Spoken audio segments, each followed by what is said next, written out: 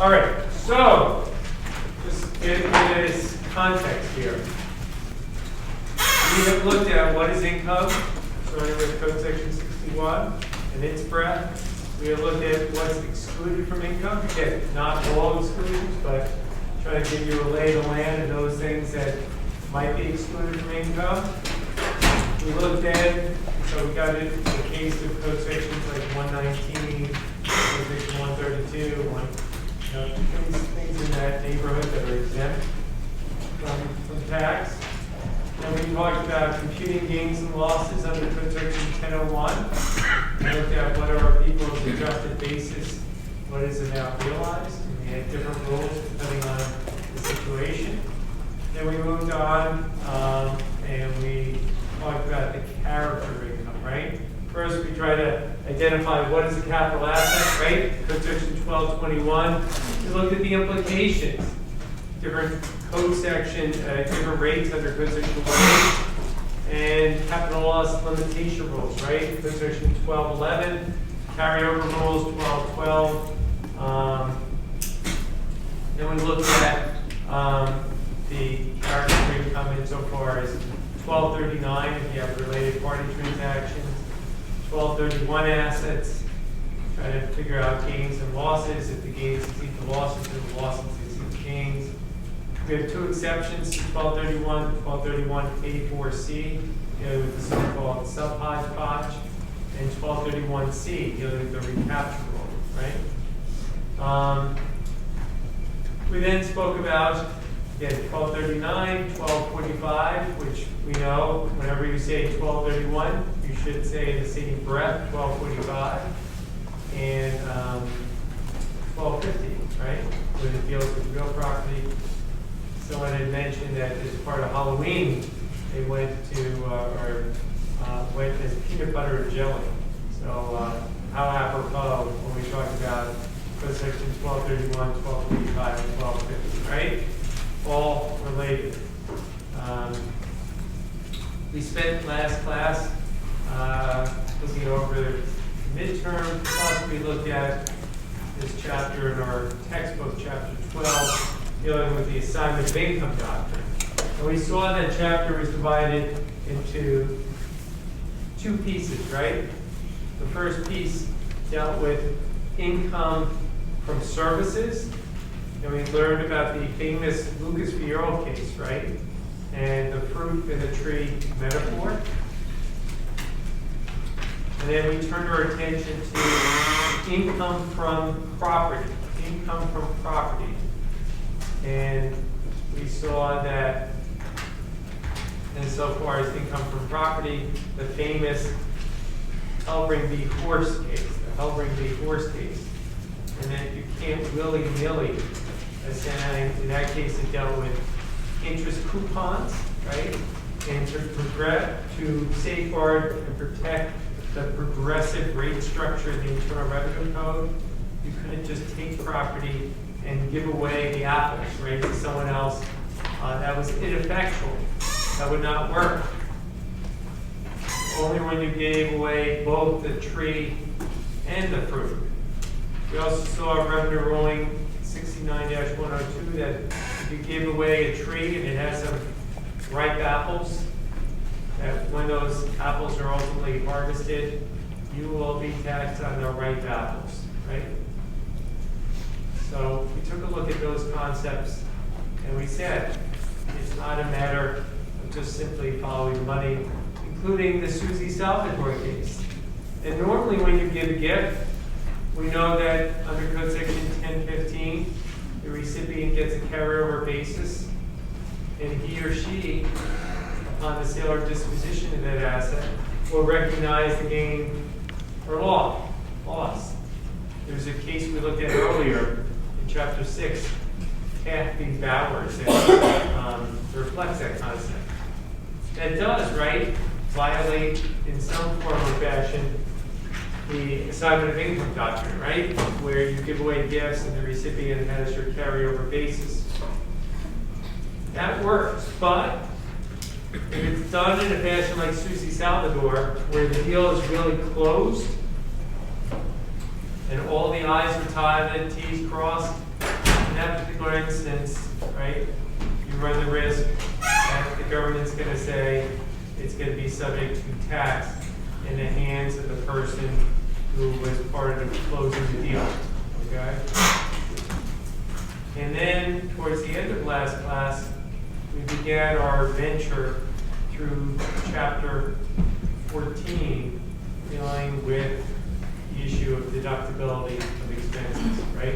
That's how we, I believe, ended our last class. Before I continue, any substantive questions or logistic questions about the weeks to come? Any substantive questions about the material we've covered? We're all good?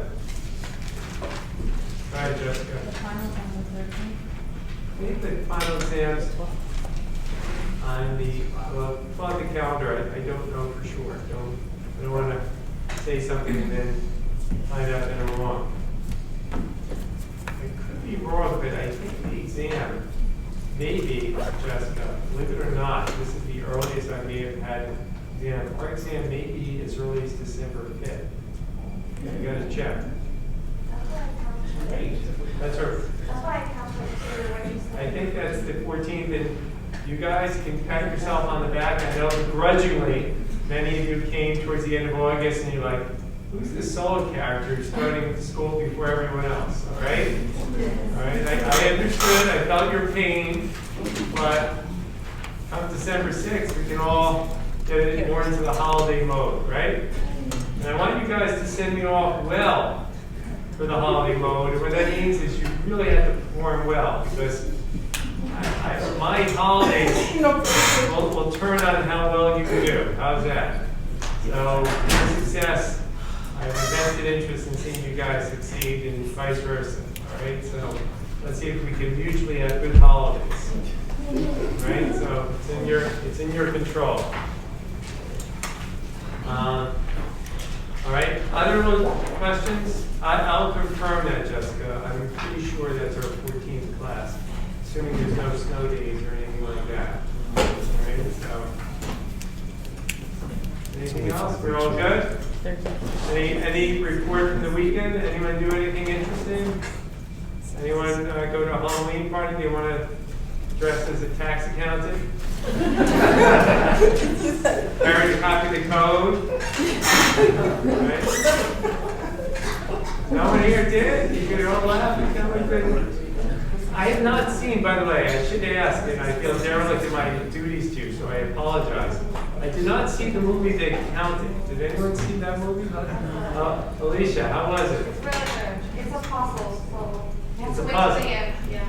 All right, don't give it away. All right, so it's a good movie. Anyone else see it? Have similar reviews? You like it, Gary? Yeah, I did like it. I was in that role. I thought it was a good role. Because they had some funny lines too. It's pretty graphic though. I mean, Pretty graphic?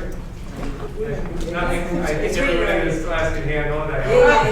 yeah, it is a little graphic. All right, but here's my benchmark.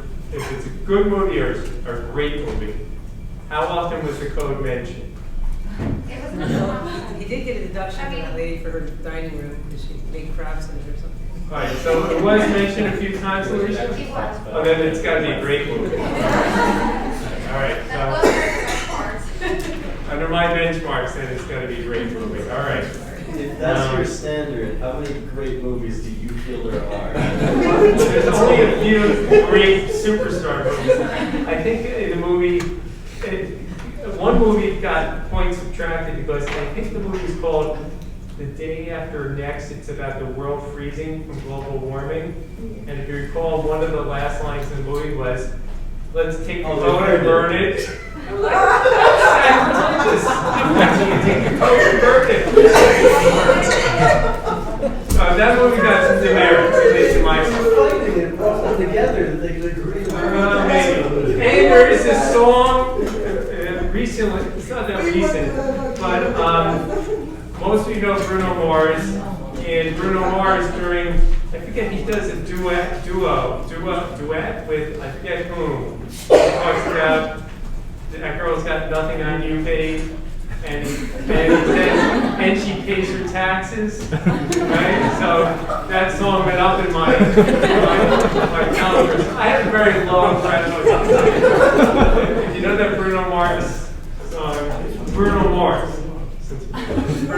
song, I can appreciate that song. Any other tax-related songs that you guys say, boy, listen to the lyrics of this one? If you can't think of it now, send me a copy of the YouTube video. I would appreciate it, okay? So, and obviously the Beatles song, the tax, but that's long ago, so it's got to be more recent vintage, right? There was a wrestler in the 90s called IRS. What was that? A WWF wrestler named IRS. Oh, was it? Okay. Maybe you send us YouTube of that one, I'll circulate it. All right. When I was in Bolivia this past summer, they had women wrestlers that I didn't know what I was getting myself into when I went to La Paz and these women wrestlers. So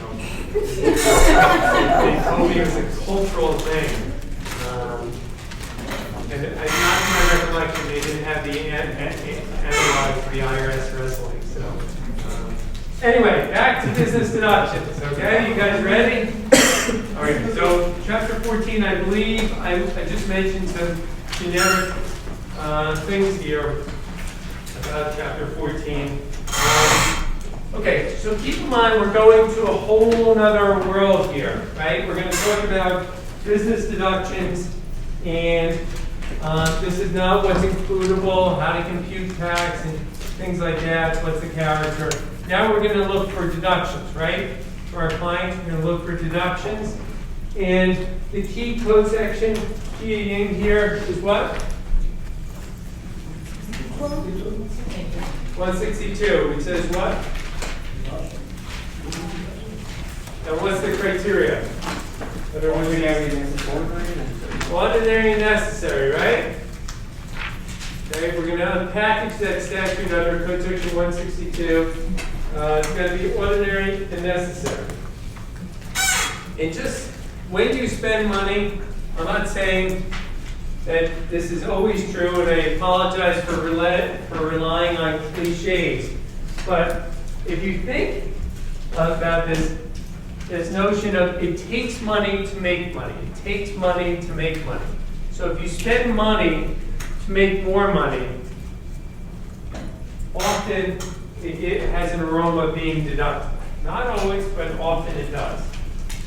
Okay? Under the theory, it takes money to make money. And remember, Uncle Sam is a benefactor, right? Mm-hmm. Anytime you make money, theoretically, Uncle Sam is a benefactor.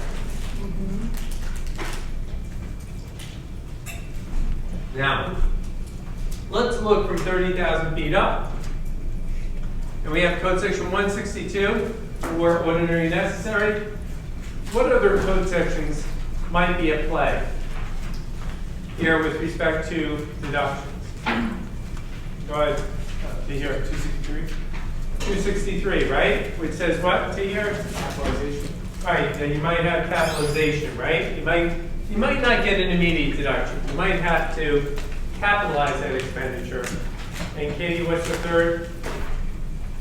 I knew to shoot 63, but now I don't know. That's correct, right? Jesse?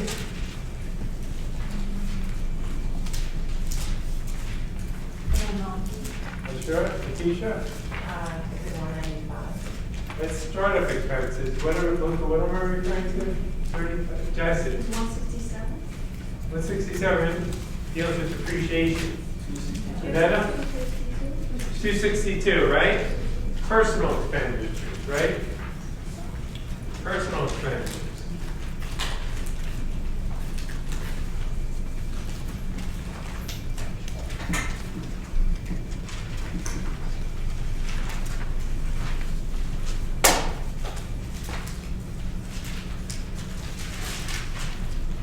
And so 30,000 feet up, there's these three different baskets that things can go in. We'll learn there's possibly more, but the expense might be deductible under 162, might need to be capitalized under 263, or it may be a non-deductible expense under 262. So this weekend, go shopping, think to yourself, gee, what are those three baskets now? most of us, it's gonna be a 262 kind of world out there. But if you do have a small practice, maybe you are spending money for your business, and some of those expenses get deducted and some have to be capitalized. Right? So bearing that in mind, I think we left off on page 337 with Wells v. Halvering. I don't know if we went through this case or not. Yeah, we did.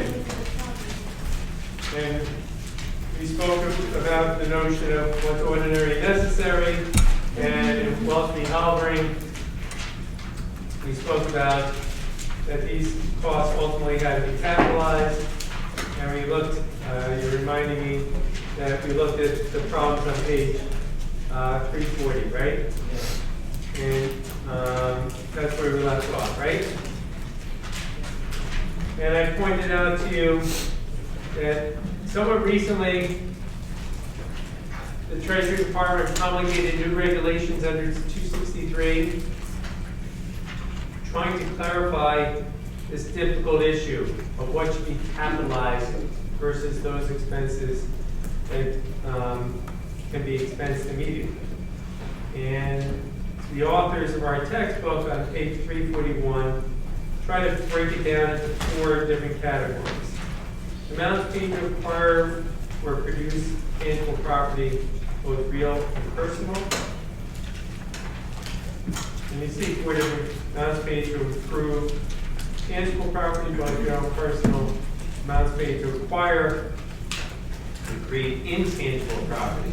Notice this time it's intangible property. And amounts paid to facilitate the acquisition of a trading business. So, amounts paid to acquire or produce tangible property, okay, generally have to be capitalized. And we're going to see this again, but I'll call to your attention on page 342.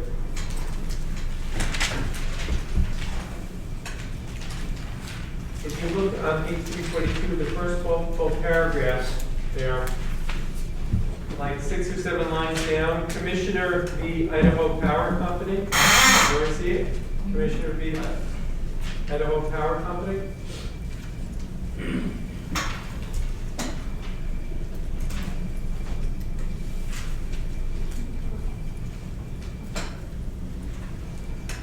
You see that? It's not a specialized case. It's not even italicized. It's related to footnote 12. This case talks about the fact that taxpayers generally have an option when it comes to putting property into service. And what I mean by this is creating property. They can pay someone else to acquire property, or they can do it themselves, right? So picture, if you will, you could buy a new building,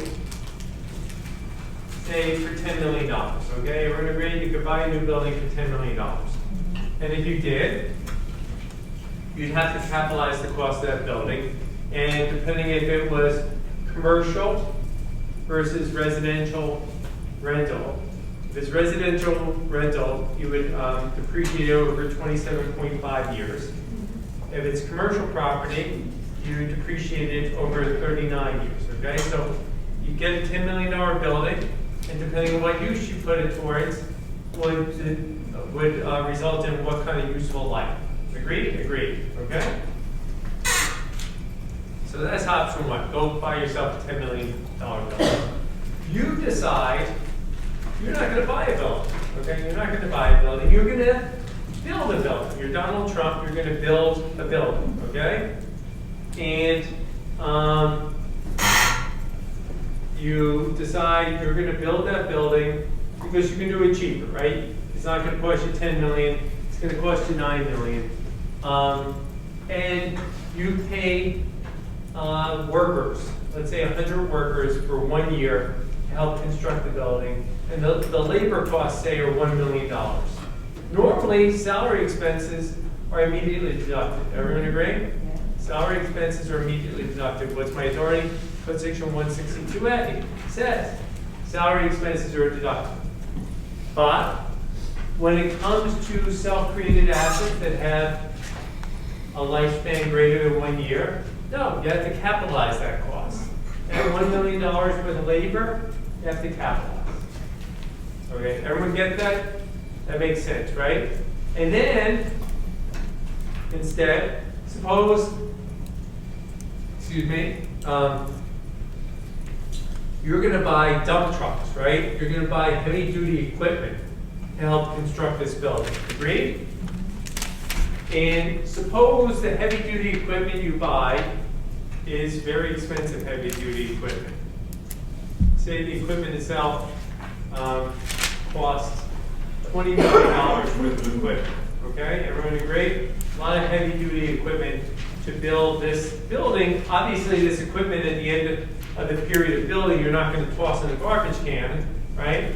Or recycle. You're going to continue to use it for, say, either yourself or other clients to build other buildings. Agreed? Agreed. But during that 1 year period, with the cost of this $20 million worth of buildings, suppose your depreciation expenses total, say, $3 million on that $20 million worth of equipment. What is that equipment? That's a 1231 asset. Everyone agree? This is a depreciable asset. What do you do? Normally, depreciation expenses under Code Section 167 and 168 are deductible. Everyone agree? Depreciation expenses normally deductible. What does Idaho Power, this U.S. Supreme Court case, say with respect to that $3 million worth of depreciation? You got to capitalize it. So the point of Idaho Power is that all of these expenses that normally would be deductible, in this case it's self-created asset, must be capitalized in the cost. So that your basis for that building would now be $4 million, right? The labor of $1 million plus the depreciation expenses of that heavy-duty equipment. So your basis in the building becomes $4 million. Why does Idaho Power say you have to capitalize this? Because otherwise, people who self-created assets would have a tremendous incentive never to buy a building, right? Always to self-create, because instead of writing off that expense over 39 years, they could write the entirety of that expense off in 1 year, right? Which is a mismatching of income, right? Because theoretically, that building is going to produce income for the next 39 years, right? And it would be mismatching if you could take immediate deduction to the entirety of the building all in 1 year.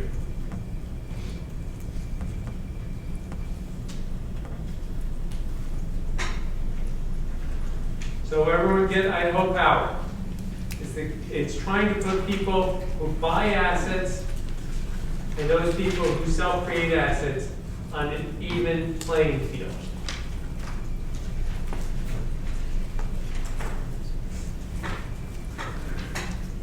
So you're saying, okay, it takes, say, 2 years to build the building, so for the first 2 years, the depreciation we normally take on this, say, 10-year big piece of machine goes to the building, but then the rest of the time they can expense it if they're using it for something else. Oh, okay. So the first 2 years worth of costs have to be capitalized, and when the building is placed in service at the beginning of year 3, then you can start deducting that expense. Because theoretically, if you hired some third party to construct that building, what do you think that third party is doing? It's going in to build your building. It's going out there and it's using heavy duty equipment to build your building. And when you pay $10 million, part of that cost of heavy machinery is incorporated, embedded in that $10 million purchase price, right? So again, the Supreme Court is saying we got to treat people who purchase assets versus those people who create assets even, treat them even. Got it? I'm just thinking about some buildings that never complete to be built, like in Netherlands, there was one white elephant. Yeah. So they never deduct.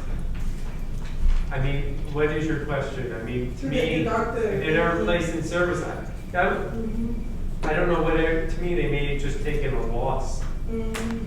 By the way, interesting factoid I'll share with you about how sometimes tax abuse is ubiquitous. When I was in Bolivia this summer, 95% of the homes in Bolivia are not finished. Do you know why they're not completed? Alicia, you don't have to pay property tax until the building is deemed finished, which creates a crazy disincentive to finish the building. So people will have one window out of 30 that is left like incomplete. And their theory is, well, not complete, we don't have to pay property tax. So that's a good way to eliminate your tax basis, just to base it based on completion, right? So what Crazy. is it in the US then? Well, in the US, you just pay on the fair market value, right? Your township will assess you. So if you say it's incomplete, they'll say, oh, instead of assessing you on 500,000, we'll assess you on 495,000. You know, it's not going to make much of a difference, right? Because most people can still sell that home with one window that was missing, right? And Bolivia, again, kind of, well, it is, in my opinion, a crazy tax system where you're going to base it based on completion. Well, you create incentives for people not to complete. Okay? Questions? You're good? Okay. And the authors point out in our textbook that this principle of Idaho power has been codified, essentially codified, in code section 263, capital letter A. Okay? Capital letter A.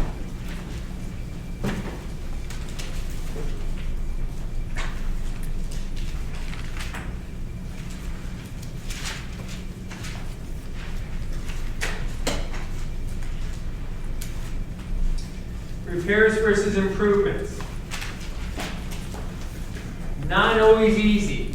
Not always easy to figure out what is a repair versus an improvement. Because virtually every repair has an aroma of being an improvement. And every improvement, you could talk generically as being a repair. So there's a lot of fuzzy lines between the two, but the impact from a tax perspective can be wildly different. Okay?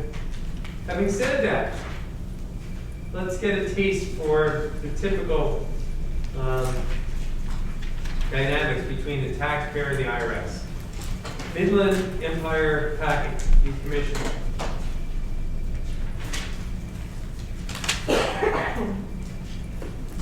What happens in this case? Luca. The petitioner owned a meat packing plant, which was in like a basement.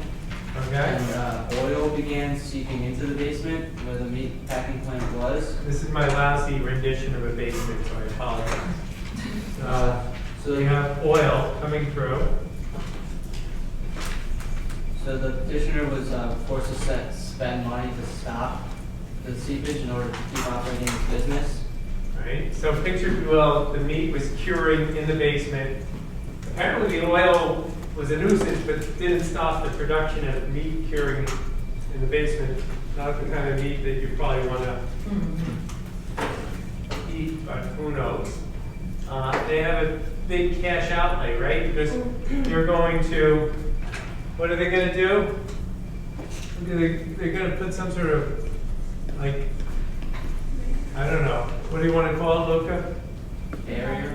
Some sort of barrier, right? Around to try to stop the oil seepage. Everyone agree? So you're going to put this barrier around, and hopefully they're going to be successful. And how does the taxpayer treat it? He wants to deduct it as a business expense. Under what code section? 162. Okay. Taxpayer wants a 162 deduction, right? What does the IRS say? Was this ordinary or necessary, this expense? Okay, but, and the IRS says, on page 345, the third full paragraph, or third paragraph down, and it goes on to the next page. While it is conceded in the brief that the expenditure was quote unquote necessary, responded here because the IRS contains that the encroachment of the oil nuisance on the petitioner's property was not a quote unquote ordinary expense in taxpayer's particular business. Okay?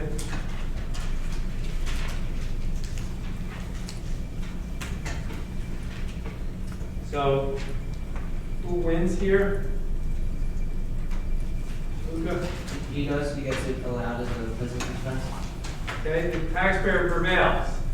Court holds this to be a repair and deductible. It points out in the second to last paragraph that after the expenditures were made, the plant did not operate on a change or larger scale, nor was it thereafter suitable for new or additional uses. So essentially, from the IRS perspective, or from the court's perspective, this expenditure just returned this property to its original value. Return the property to its original value.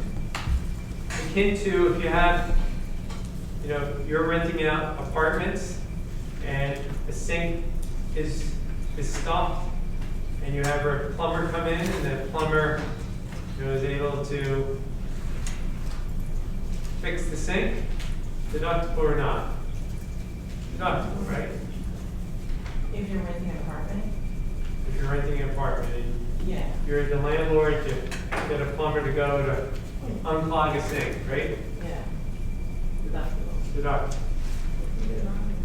Did I say, deductible? Deductible. Yes. Did I say non? No. Is that right? Okay. On page 347, so any questions on that case? Everyone good?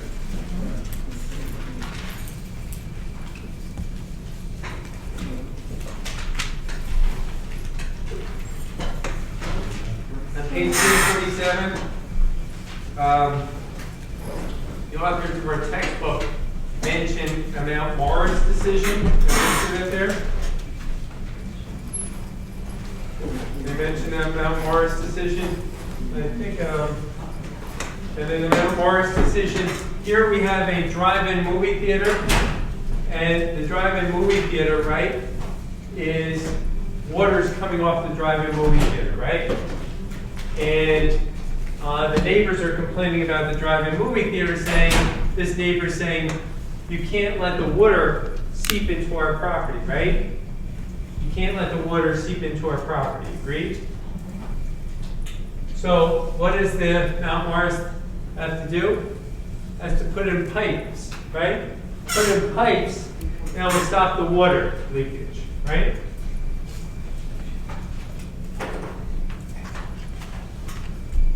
So the adjacent property owners say you have to stop this drainage problem.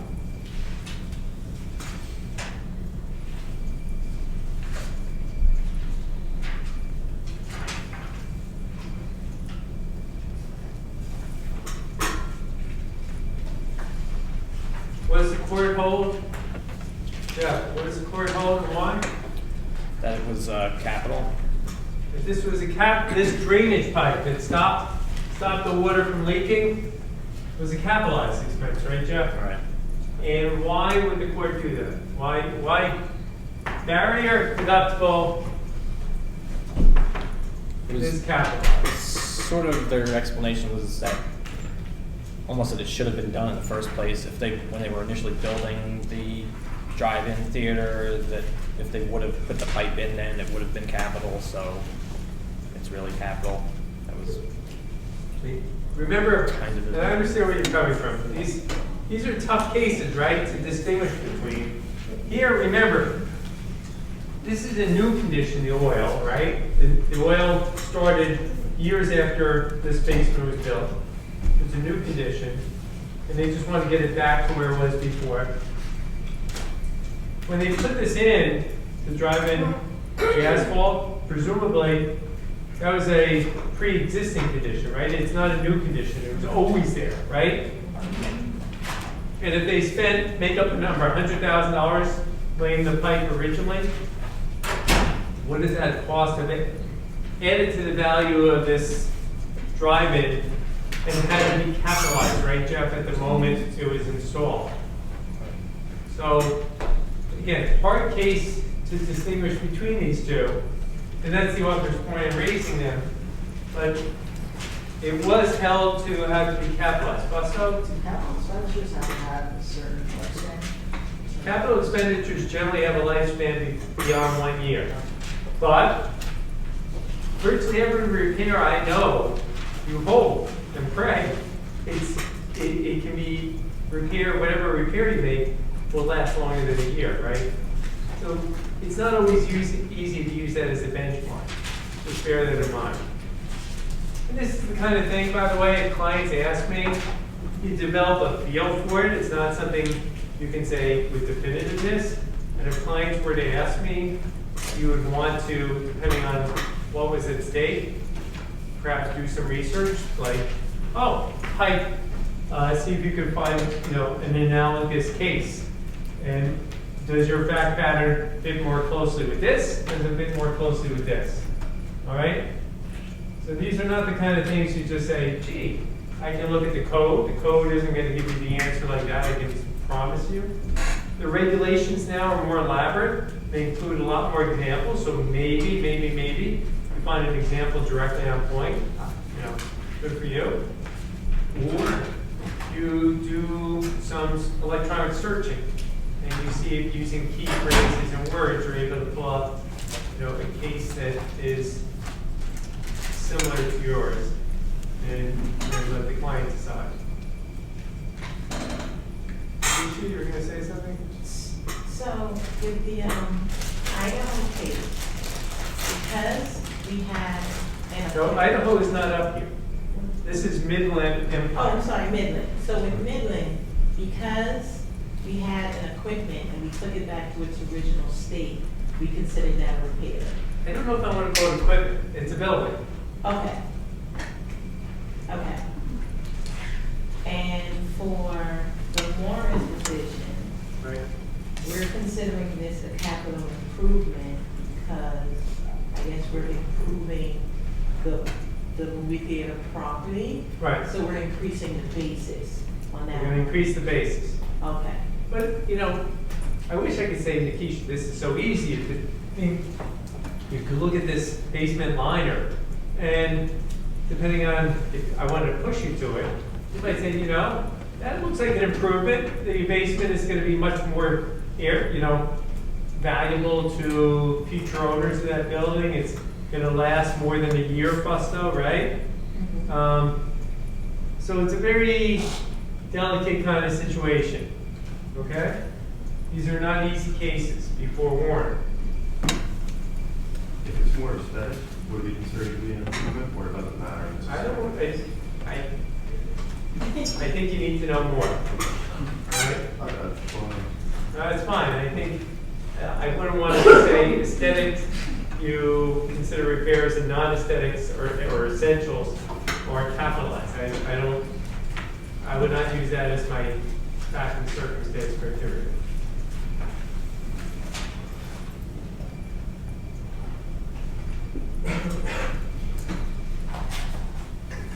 All right. On page 348, the author's talking about, in the second full paragraph, the new capitalization regulations. The taxpayer must generally capitalize amounts to improve a unit of property. The unit of property is considered quote improved. Amounts are paid after the property is placed in service that 1. Result in the betterment of the property, 2. Restore the property, or 3. Adopt the property to a new and different use. And just so you know, I suspect there's some people, and I'm not faulting anyone in this room, because the new edition of the 18th edition is expensive relative to the 17th edition. So some of you with the 17th edition, people warned there's an extra page or two. The 17th edition does not elaborate or offer the elaboration dealing with the new regulations, okay? So there's a page or two where there are these somewhat new regulations under 263 that elaborate what does a betterment mean, what does a restoration mean, what does adaptation of a property, new property mean. They go through each one of these. They cite to the regulations, and under the regulations, by the way, we could spend 3 or 4 classes talking about these regulations, guys. They are long and elaborate, all right? Good news for your team is we're not going to do that, but what the authors want to do is give you a small smattering of how these regulations operate, and they've tried to break it down for you. They've tried to offer you examples of where it would fall within the parameters of the regulations and have to be capitalized. And those expenditures that could be expensed immediately. So they provide that kind of bifurcation. So again, don't go online and say, gee, I'll just spend a few minutes looking at the regulations under 263. I can tell you to spend the whole weekend, and I'm not so sure you'll got it from point A to point B, where you want to be. So just try to isolate those regulations the authors draw your attention to. But I am, in the same breath, saying to you that if you do have an issue come up with clients, there is a lot of guidance. So this is not something you can say, gee, nothing's been written about. To the contrary. So the authors elaborate, and that brings us to the second basket, amounts paid to acquire or create intangible property. Okay, everyone see that? On page 351, that's the next category.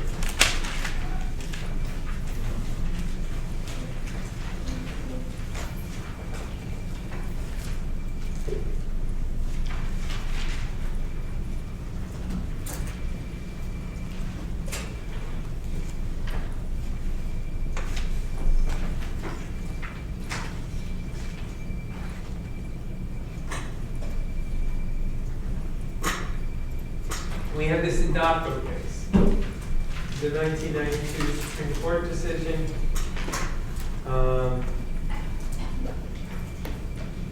And here we have a company, Unilever,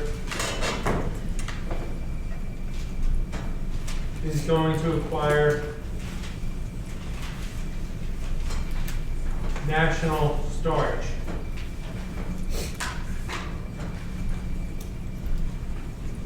National Starch, which also has the name INDOPCO. Okay?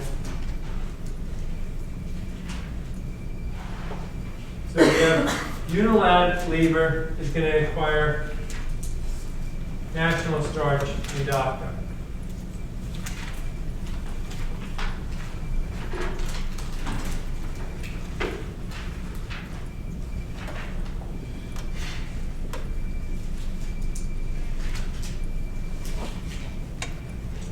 And National Starch INDOPCO, this is not a hostile takeover.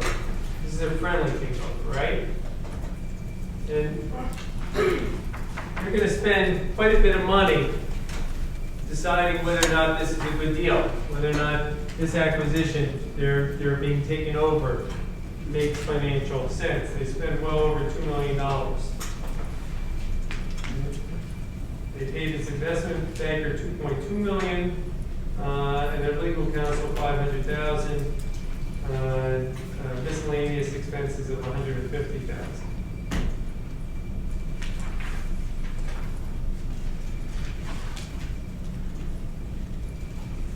I don't know, Wes, do you have a chance to look at this?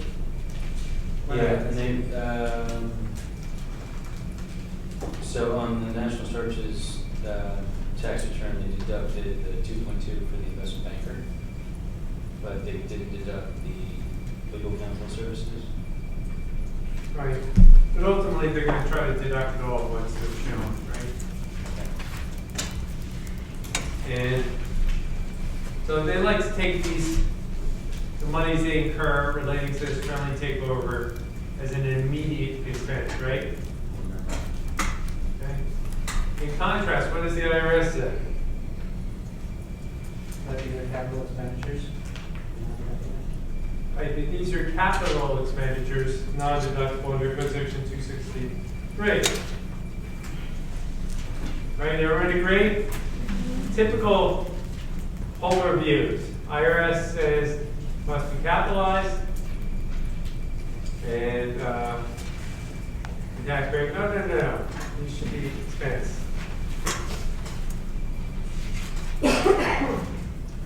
What is the taxpayer's, I'm going to mispronounce it, rage de resistance, their main argument, saying that this should be deductible. You never acquired anything.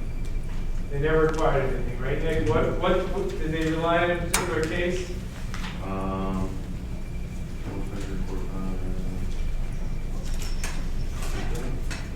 don't have it in my notes here. Recall list? The taxpayer relies on.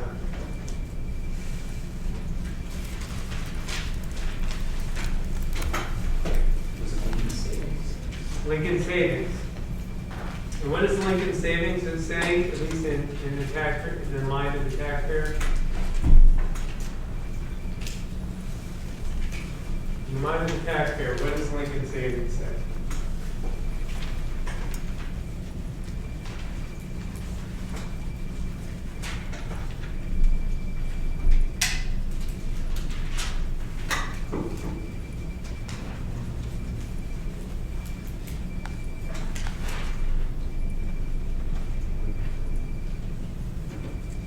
Jackie, you remember?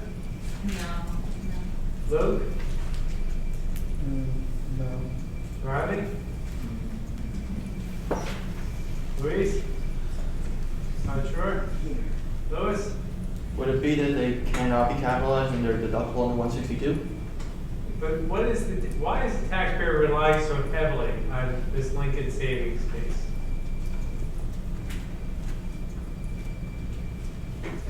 Evelina? Because he's saying that, well, the case is saying that if it serves to create or enhance a separate and distinct asset, it should be capitalized. Okay. So the taxpayer reads Lincoln Savings for a simple proposition. Let me see if I can describe it. It's spelled out on page 354, the third paragraph.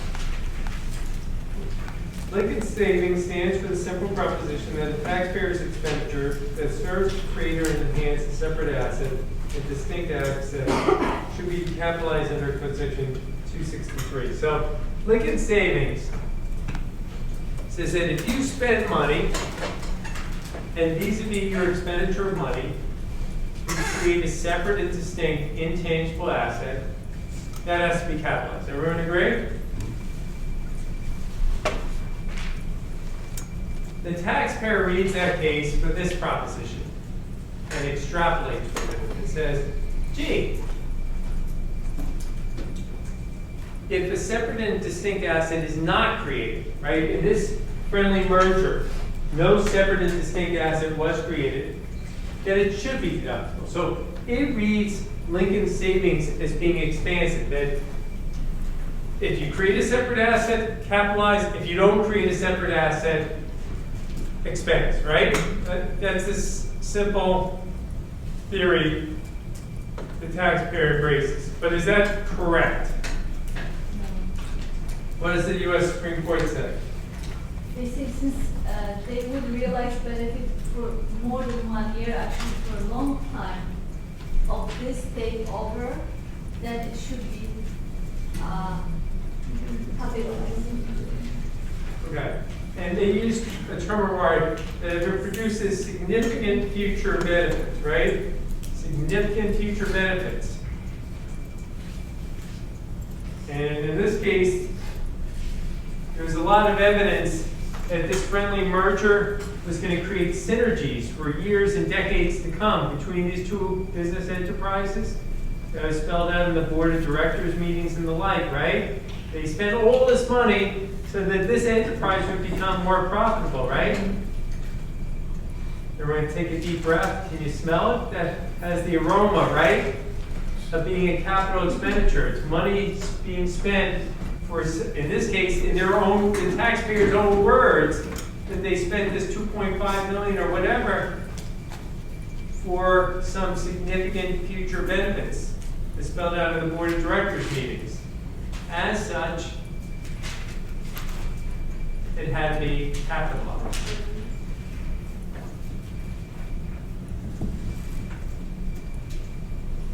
Okay? Significant future benefits.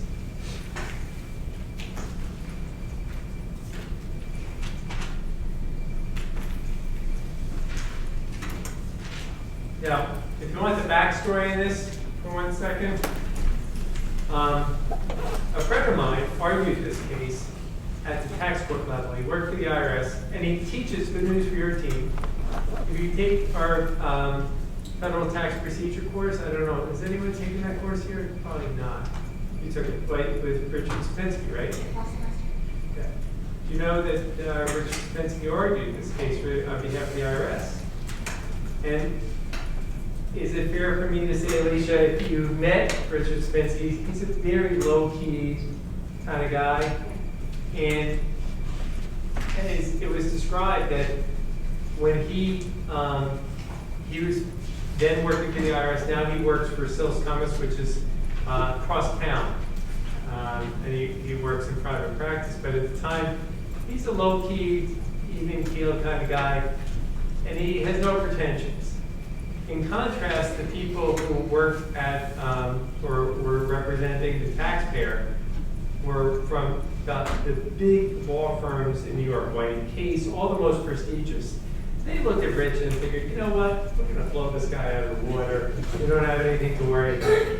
They truly underestimated him because when it comes to litigation, he's a bulldog. And he just, in contrast to them rolling over, he rolled over to them. And they lost at all three levels, the tax court, appeals court, and here at the Supreme Court. So just know humble Rich was able, in this case, and many others, to prevail. All right, so just some backstory about where he said they would have settled, the IRS would have settled this case, that the arrogance of the taxpayer got in the way. They just thought it was going to be no issue here. So there you go, INDOPCO. That if you produce significant future benefits, you don't have to produce a separate and distinct asset, and as a result, you have to capitalize that expenditure.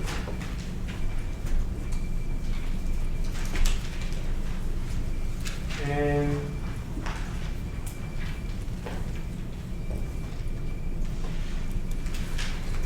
now, by the way, when INDOPCO was originally decided some 20 years ago, it sent a lot of chills down the spines of tax practitioners and their clients. Why? Because if the IRS chose to read INDOPCO expansively, it could cause many expenses that before were deductible to be non-deductible. And a classic example is something like, suppose your accounting firm has continuing education courses, right? And they spend, I'm going to make it up, $100,000 on continuing education. Well, if they spend that kind of money training you, couldn't there be an argument made that there's a significant future benefit associated with that continuing education class, right? That it would have to be capitalized? If the IRS wanted to push it, they could have, possibly. But knowing the IRS is, you may doubt this in the aftermath of all the things that have happened with the 501c4 organizations and conservative groups being targeted. Usually the IRS is somewhat sensitive to political realities. So what the IRS did is it quickly issued notices and things like that, calming the nerves of taxpayers and tax practitioners and saying, that they would not push this decision to its limits and sort of said, look, we won't go as far as this case permits us. And the Treasury Department actually clipped the wings of the IRS and promulgated regulations which are not as favorable as the INDOPCO case probably would have permitted. And we'll see an example or two of that when we go through these problems. So the message is, INDOPCO could have been read expansively, demanding more capitalization, but combination of the IRS being politically sensitive and the Treasury Department likewise being politically sensitive, that did not happen. It did not happen. So on page 360, let's go through these problems.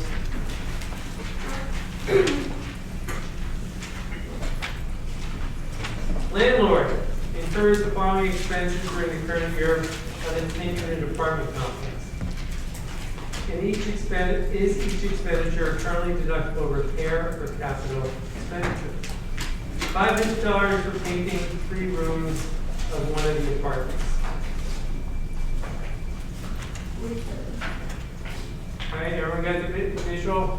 So, let me just ask, in this case, Serena, is that deductible? And Jesse, see if you agree. Serena, deductible or not? No. Not deductible, you said. And Jesse, agree or disagree? And then we see if you agree with Jesse. I agree. I Is it- agree. You agree, not deductible. And you want to cite to a code section if you're saying that?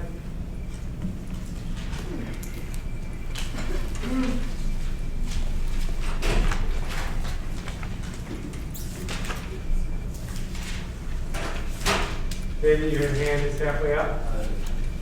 I'm too tired to go away. I said, so 162 deduction, that's ordinary necessary. So you say it's deductible, so you're taking contrary to you. Municipalities require painting rooms. Well, what? A lot of areas require them. What do you mean, a lot of who requires? A lot of municipalities, landlords have to paint. They do? I mean, I'm not sure, and I'm not sure that In would. between tenants, if it's too dirty to clean, this is a Okay. That may be true, but I'm not sure if expensing versus capitalizing turns on local ordinances. Well, I was just using that to go towards it's ordinary and necessary. Okay. I'm commonly doing that because it's necessary to upkeep a rental property. I hear ya. Right. Edward, who's right? I'm sorry? Sure. Jesse, you want to stick with it? Serena?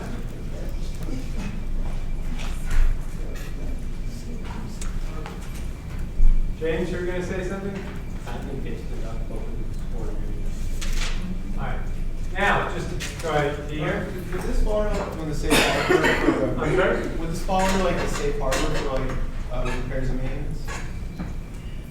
Is there a safe harbor? I mean, the regulations, I don't know if they, what do you mean by safe harbor? I'm not Like sure. a de minimis amount that we deduct as ordinary? There's no de minimis amount. I read that somewhere too. If you see Katie, let me know where it is. All right? I mean, let's just talk generically as opposed to de minimis, okay? But if you see that, let me know. But $500 painting, for your notes, generally, this would be considered akin to a repair, albeit, Busto, certainly painting you hope lasts more than 1 year, right? But it would be deductible normally. They're normally painting is just considered, you're just cleaning up, okay? So generally that would be deductible, but I know you're asking for authority, I agree. So regulation 263A-3J3, example 6, I'll repeat, 263A-3J3, example 6. However,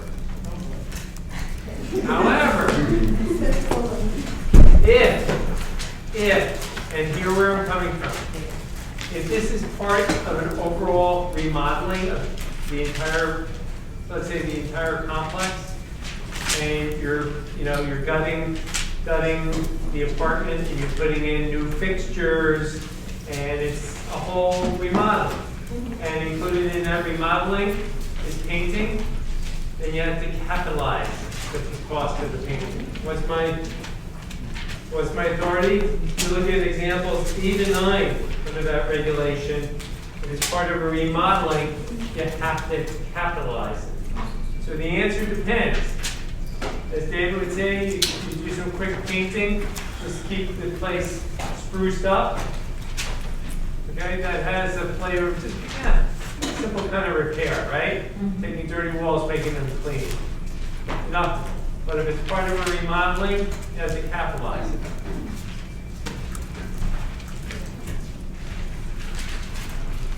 We good? Hey, you got that? You good? 263. How about $4,000 for replacing roof over one of the apartments? The roof itself or termite damage.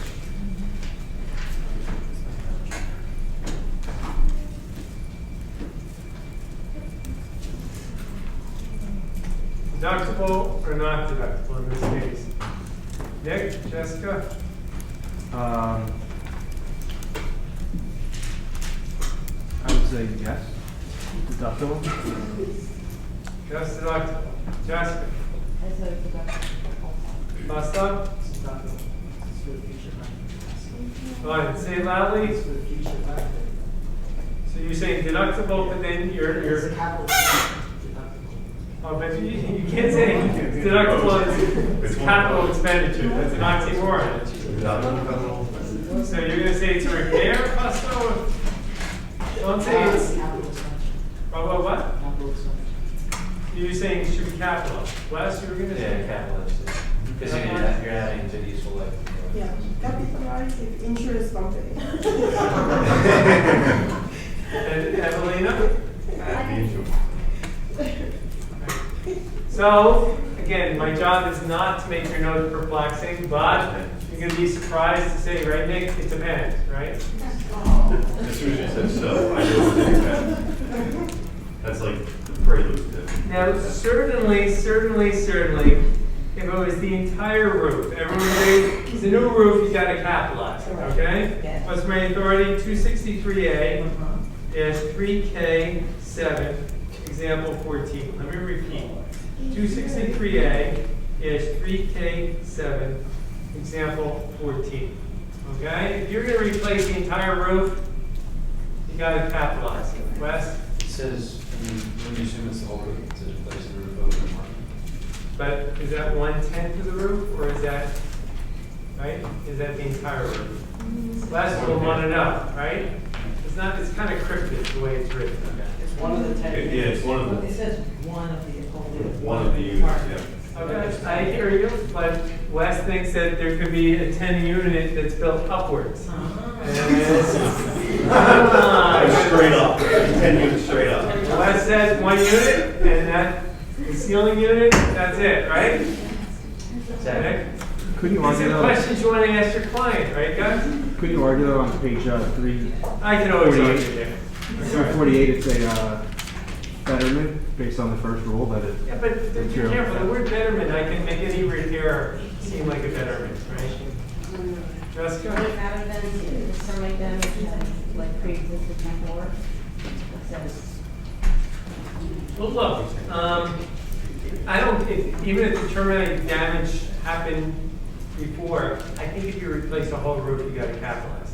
In contrast, the regulations, that same regulation, example 15 says, well, if you just put a membrane in, sort of to protect it, like there's some water leakage, and now you're gonna put a membrane in to seal it, deductible. Okay, so if you just put a membrane, and look, I barely know what a toothbrush is. I don't know what a membrane is. You know, I think you get a sense what a membrane is. I think I know what it is. And that's example 15. And there's an example 3 that says if you replace some shingles of the entire roof, that's deductible, right? So suppose there's a hurricane and you had to replace 6 out of 100 shingles, right? Because they blew off. You should be able to replace those, right? It is a betterment, but it should be deductible, right? So you have examples that could go very fact-sensitive inquiry, right? Very fact-sensitive. David. Are there any hard thresholds to be found anywhere, or when your client shows up with 87% of the roof redone, it's like how lucky you feel? Is there a number hiding somewhere? No, there's no hiding numbers, David. It's not how luck. It's like the movie Dirty Harry. You know, the movie. If you don't know, with Clint Eastwood, right at the very end of the movie, he's pointing his gun at someone, and there's either one bullet left in the chamber, or there's no bullets left in the chamber. The guy has to make a decision whether or not he goes after Clint or not, or drops his gun. So. But realistically, if your client has 30% new roof, even if you know, at the end of the day, David, look, your role as a tax advisor is to point out the pros and cons and say, here's the landscape, and let the client make the ultimate judgment. You don't want to make the judgment. Because whatever you say could be wrong, and you'll be held accountable. So you can just point out that there's some cases that this way, some it this way. Now, how risk adverse are you?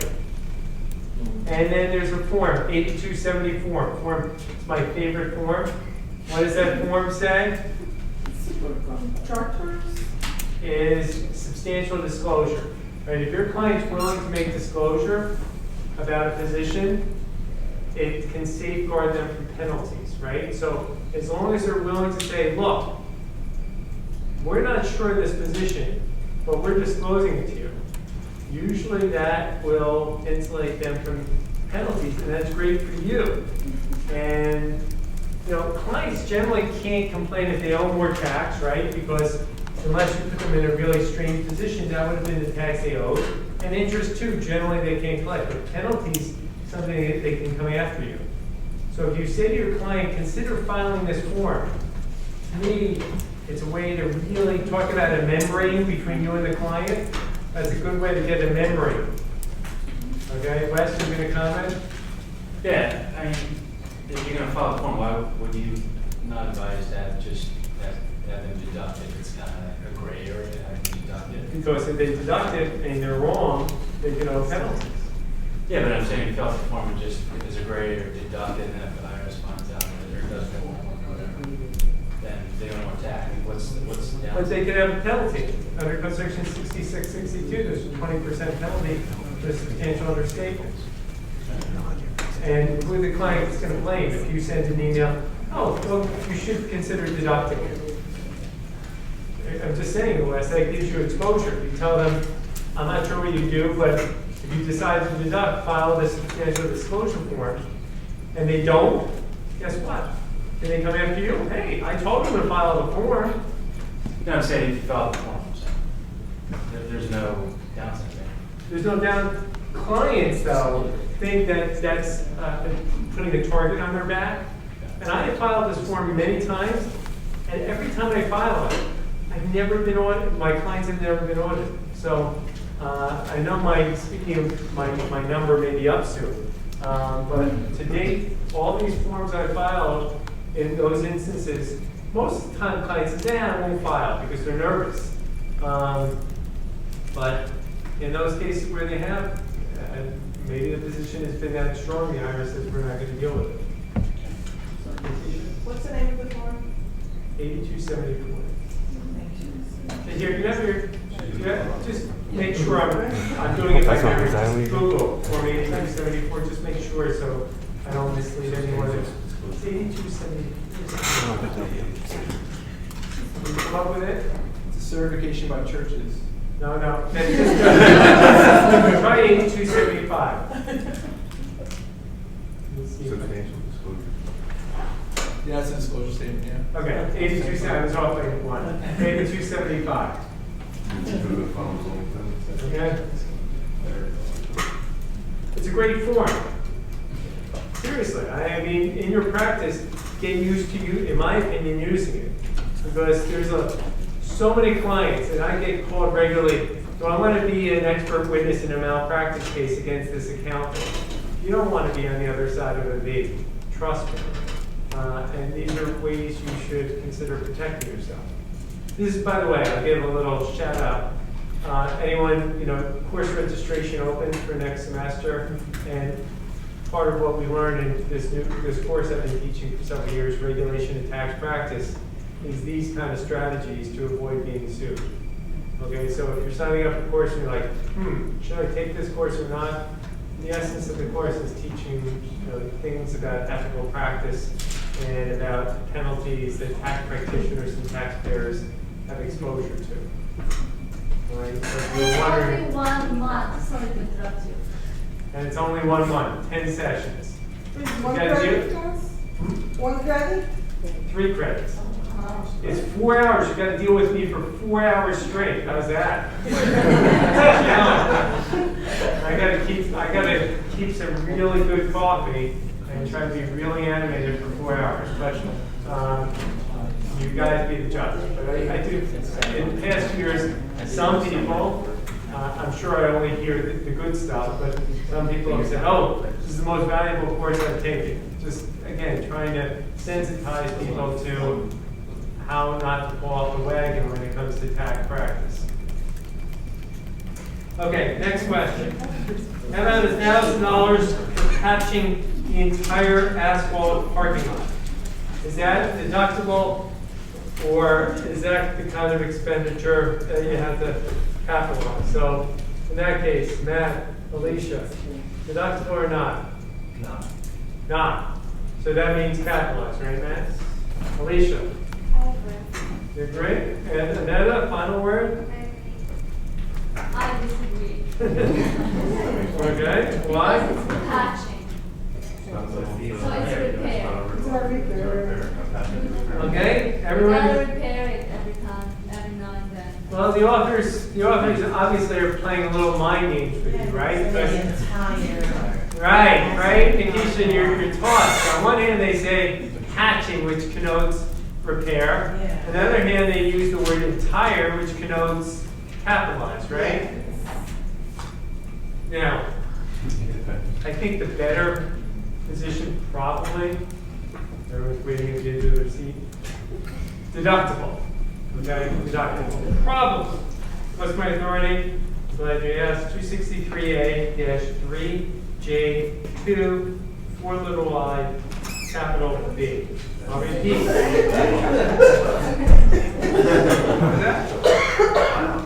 Wait until you get to partnership tax. 263A-3J2, 4 little i's. That means a Roman numeral, 4 little i's, right? I-V is 4 little i's, right? Capital letter B. There? How about $3,000 for adding a carport to an apartment complex? $3,000 for adding a carport to this apartment. And hold on, some of you may be scratching your head, rightfully so, because you're from the north like me. They might say, excuse my language, what the hell is a carport? That's a fair statement because I didn't know until I Googled it. Anyone from the south where I hear carports and more, Nick, you? Yeah, I built these carports myself. You built carports. What's a carport for those northerner idea? Normally metal construction, but you can build carports. It's a garage without walls is the best way to really, a single car garage without walls is the best way to explain it. It's just the roof. It's just the roof. It's like a garage without And walls. presumably with 4 pillars or else Yes. it's just floating. Yeah. It's gonna be tough. Well, depending on how you fasten it. If it's onto the house, it's considered to be a lean-to, it's still a carport. You only need two 6x6s, I believe, one on each side, because the house stabilizes the other side. If it's detached, then you need 4, obviously. Okay. So if you haven't seen a carport, Google it, and you can see some carports. Busto? Looks like the parking lot's mobile when you drive in. I think, Fusto, these are usually for one car, right, Nick, as opposed to? Normally for one car, you can have multiple, but it's rare, very, very rare to see multiple, in South Jersey at least. It's its own building if you had like 15 cars, and that's considered its own. So what do you guys think? Nick, you're our resident expert, carport, capitalized or deductible? I didn't say anything about that. I would say it's capitalized, because it is an improvement, it's considered an improvement. And he'd be spot on, because here, Busto, the intention certainly are, it's a semi-permanent structure. When Nick puts these up, he's hoping by the next year it's still standing, right? Yeah, otherwise I get the coal back. Yeah. I don't want the coal back. Right. Not unless it's Nick, give me another one. Or put it in for me. So that should be capitalized 263A-3J1 2 little I. I'll repeat 263A-3J1 2 little I. Having $100 for advertising for a tenant to occupy an empty apartment. So advertising expenses, capitalized or deductible? Capitalized, David? Spend money to make money, so the deduction? Yeah, code section 162. Now, some people might say advertising should be capitalized because the intentions are to plant this seed that stays with you a long time for years to come, like Diet Coke is the one or whatever. But the advertising industry has a strong lobbying group. In fact, people would argue that advertising again should be capitalized because it leads to overconsumption, right? Look at all the fast food and all the advertising, and perhaps the overconsumption in our country of fast food. But let's get beyond policy issues for the moment. At least for now, deductible advertising expenses 162. Question 2. Are the regulations on capitalization of amounts paid to acquire, create, or enhance intangible assets consistent with the Supreme Court's decision in INDOPCO? And like I said, that the regulations, academics and others have argued, are more taxpayer friendly than they perhaps should be. That they give more latitude taxpayers than the INDOPCO decision, the original Supreme Court INDOPCO decision would have permitted.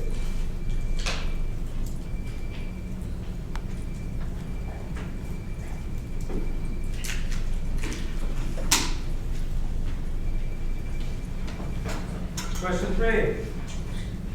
Suppose a taxpayer in INDOPCO that performs similar services in connection with the takeover transaction itself, quote unquote, in-house. Okay?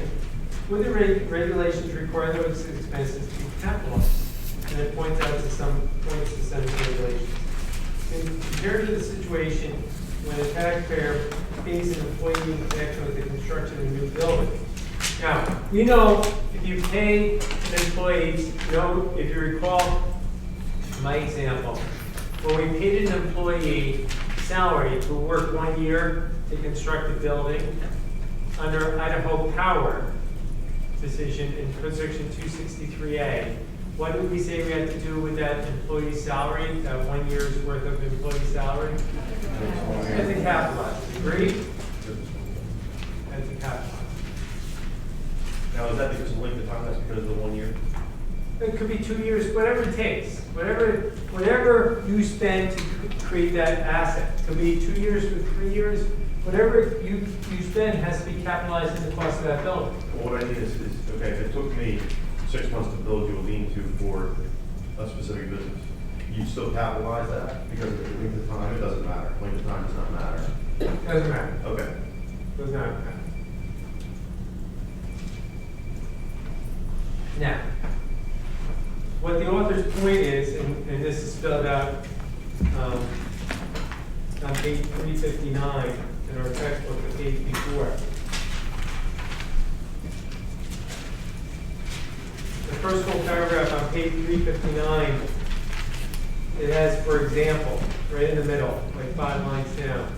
The cost of outside legal counsel to negotiate a commercial lease has to be capitalized under this rule. However, compensation paid to employees, including bonuses and commissions, overhead, the de minimis cost, and Katie, so here, this is what you're referring to, I think, this de minimis $5,000 amount.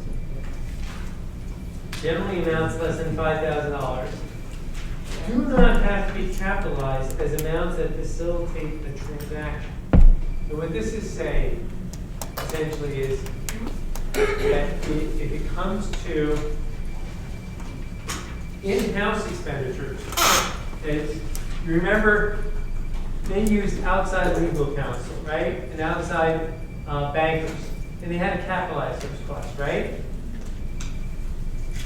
Had they used their own people, if they used their own people to construct a building, right? We would have had to capitalize those costs, agreed? But if they use their own people to create this intangible or significant future benefit, the regulations permit a deduction, which many academics and these authors are saying, why the difference? Why, if you use your own people to create this intangible, why permit a deduction? Where had they used their own people to create a tangible asset, you would have had to capitalize the cost. And I can't answer that question, nor can anyone.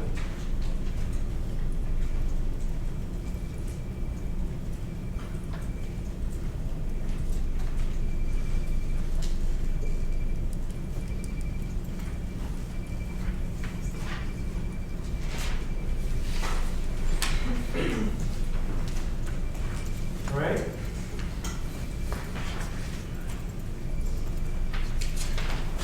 We're all good? So the answer to question 3 is there is a difference of treatment, but it's not entirely clear why. Matt? Wait, sorry, so that 5,000 that's listed there, is if it was worth greater than 5,000, even if it was in-house, does that mean it has to be capitalized? Yeah, it looks that way. I never had experience with it, but, personally, I'm not quite sure what kind of de minimis costs, like Xerox paper and other things. I think like when you buy like an item that's invoiced. Like what? Give me an example. Like supplies to fix something like tools. Well, supplies. I'm talking Xerox paper and stuff like that as part of the deal. James, you were going to say? No, in my job, when we bid for a construction job, it's itemized, like it's like line items. No, but this only pertains to not to tangible property. So James, when you have those itemized expenses, everything's going to be pushed into capitalization. Where in contrast, and if I'm paying your company, James, whatever I pay them, I'm going to have to capitalize and then depreciate over the useful life of whatever I purchased from you. This is talking specifically about intangible property. Intangible property. So where we have in-house people doing this. Remember, most large corporations have, I'm making up numbers, 20, 30, 40, 50, 60, 100 attorneys working in-house, right? And under INDOPCO, if you had those people, say you have a staff of 100 attorneys in here, and that staff works a year. Under INDOPCO, that salary that you would pay those 10 people for that 1 year should be capitalized, right? But the new regulations say no. You can expense it all. But only if it's less than 5,000. No, that's only with respect to de minimis costs, like not the salary. It's talking about like Xerox paper and stuff like that. I believe.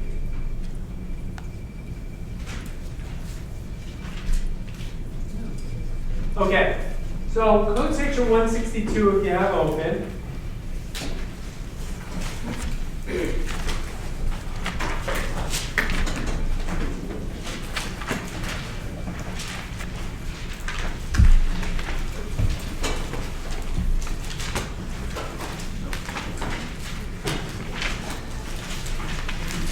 Talks about a deduction for all ordinary and necessary expenses in carrying on any trade or business. Right? Everyone see in carrying on?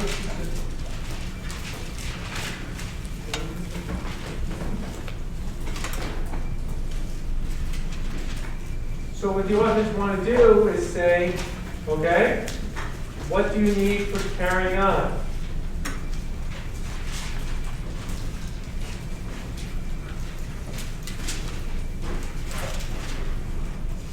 And they have this case, Warden Frank's decision, decommissioned, 1953.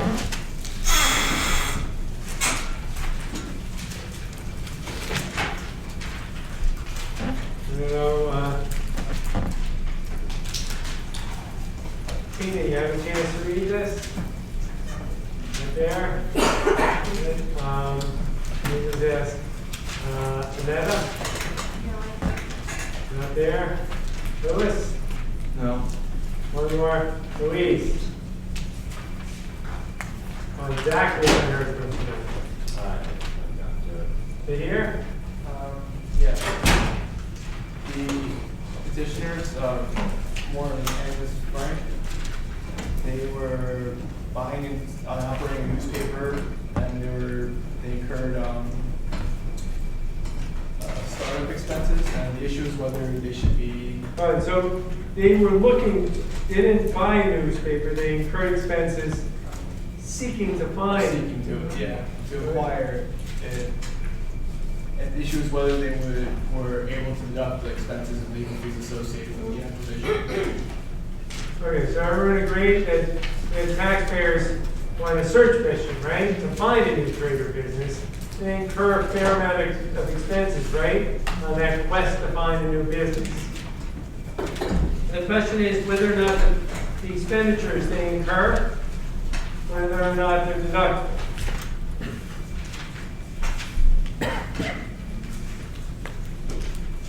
What does the court hold to here? That they were not deductible because they were not incurred with connection with the actual trade or business under 162. All right, that they were not engaged at the time they were looking for the new business in any particular trade or business.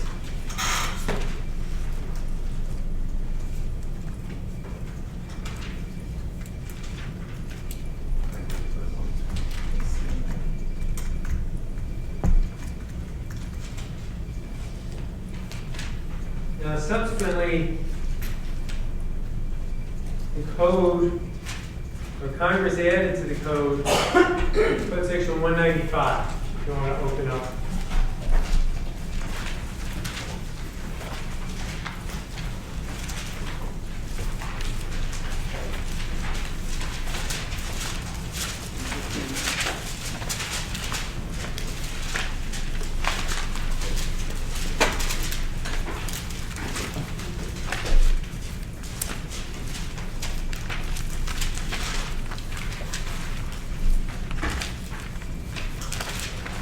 It says, except as otherwise provided in this section, no deduction shall be allowed for startup expenditures. But you can elect, if you wish,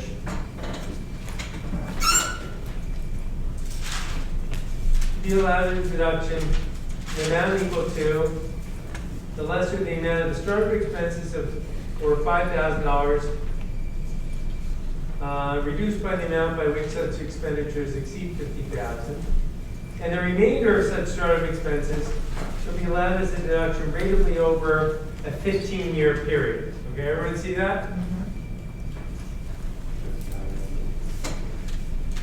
So, let's just see if you can follow along the logic here. Jackie and Karen, if you put $52,000, you incur $52,000 of startup expenditures. What can you deduct this year? $52,000 in startup expenditures.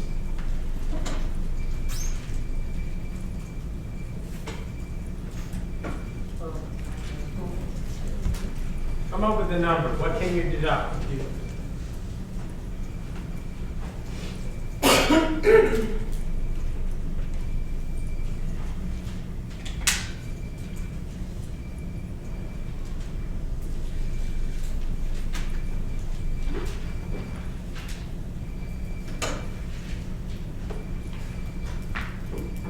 Wes, you were gonna say? It's gonna be 2,000. What can you deduct this year? 2,000. I said you put into service 52,000 in startup expenses. What can you deduct this year? $3,000, right? And the other, right, 49,000 you have to expense over 15 years or amortize over 15 years. Why? If you put into service 52,000, how much does 52,000 exceed 50,000? 2,000, right? It exceeds 50,000, 2,000 exceeds 50,000 by 2,000, agreed? So you lose dollar for dollar. For every dollar you go above 50,000, you lose $1 of that $5,000 deduction, right? You're allowed to expense the first 5,000. But if you exceed 50,000, and here we've exceeded by 2,000, you lose $2,000 of that immediate write-off, so you can only write off 3,000 immediately. And the balance, or 49,000, you have to amortize over 15 years. Ouch. Now, you might say, why did Congress make your life complicated? I mean, okay, fair statement. But keep in mind, Congress has an agenda. So Congress people can, in a 30-second soundbite, say, see what I did for small business? They can write off the first $5,000. I'm part of the people, right? Yeah. So instead of just saying all startup expenses, you can expense the first, amortize it over 15 years. Instead, you get this little $5,000, but it disappears if you're a big company starting up a big enterprise and your startup expenses make it up $100,000. What do you have to do? Amortize the entire $100,000 over 15 years. You don't get any immediate write-off. Right? And it's even worse, it's 180 months. So if you're starting in November, you can only amortize 1 month. Oh, right. Amortization is a 1 month amortization. We'll get into that. We'll get into amortization later.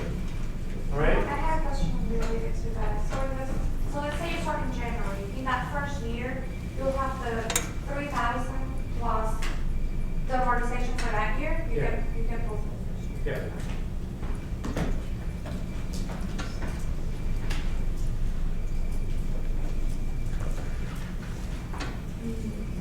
Okay, in the pages that follow, there's a discussion, I'm just going to point this out and we'll look at the problems of this.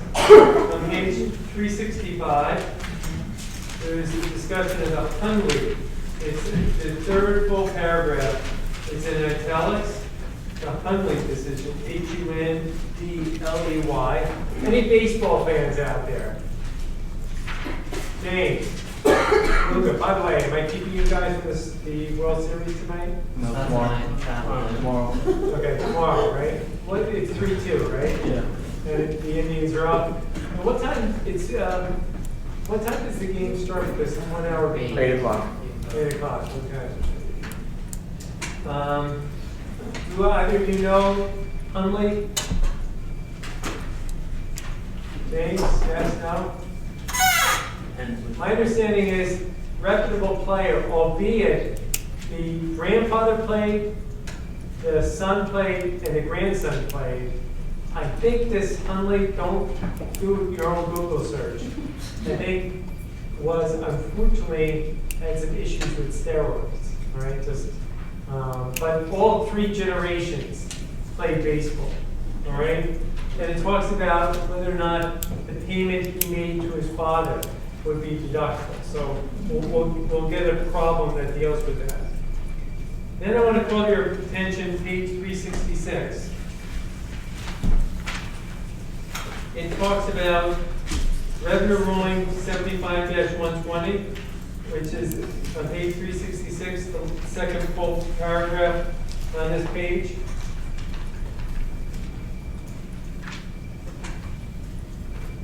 Talks about circumstances when individuals can deduct their job-seeking expenses, right? When individuals can and cannot deduct their job-seeking activities.